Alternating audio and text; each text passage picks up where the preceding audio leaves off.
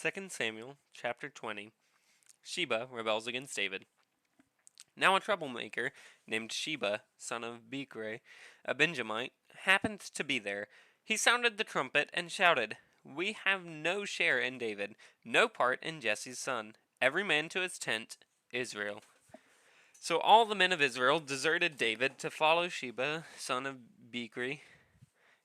But the men of Judah stayed by their king all the way from the Jordan to Jerusalem. When David returned to his palace in Jerusalem, he took the 10 concubines he had left to take care of the palace and put them in a house underground. He provided for them but had no sexual relations with them. They were kept in confinement till the day of their death, living as widows. Then the king said to Amasa, "Summon the men of Judah to come to me within 3 days, and be here yourself." But when Amasa went to summon Judah, he took longer than the time the king had set for him. David said to Abishai, "Now Sheba, son of Bichri, will do us more harm than Absalom did. Take your master's men and pursue him, or he will find fortified cities and escape from us." So Joab's men and the Kerethites and Pelethites and all the mighty warriors went out under the command of Abishai. They marched out from Jerusalem to pursue Sheba, son of Bichri. While they were at the great rock in Gibeon, Amasa came to meet them. Joab was wearing his military tunic, and strapped over it at his waist was a belt with a dagger in its sheath. As he stepped forward, it dropped out of its sheath.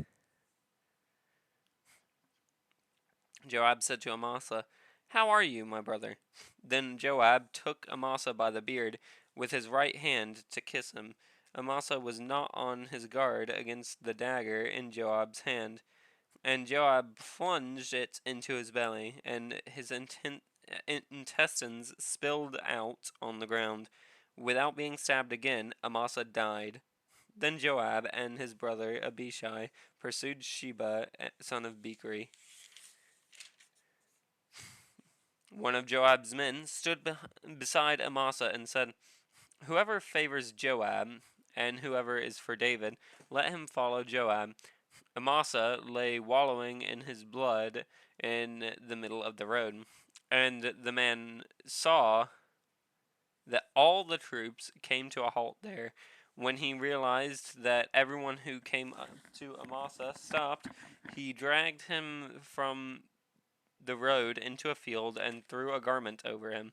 After Amasa had been removed from the road, everyone went on with Joab to pursue Sheba, son of Bichri.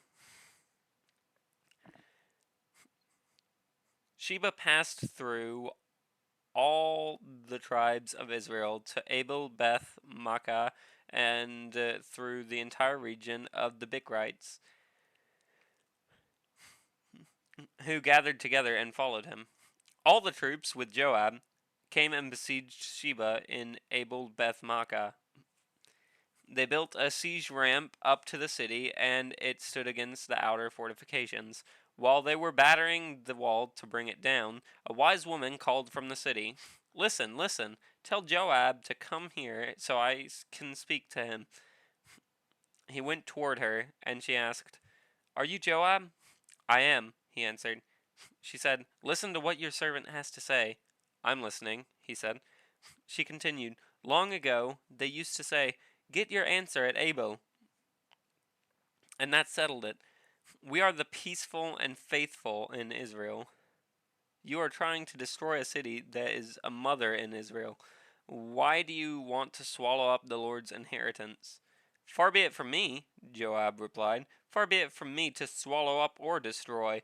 That is not the case. A man named Sheba, son of Bichri, from the hill country of Ephraim, has lifted up his hand against the king, against David. Hand over this one man, and I'll withdraw from the city."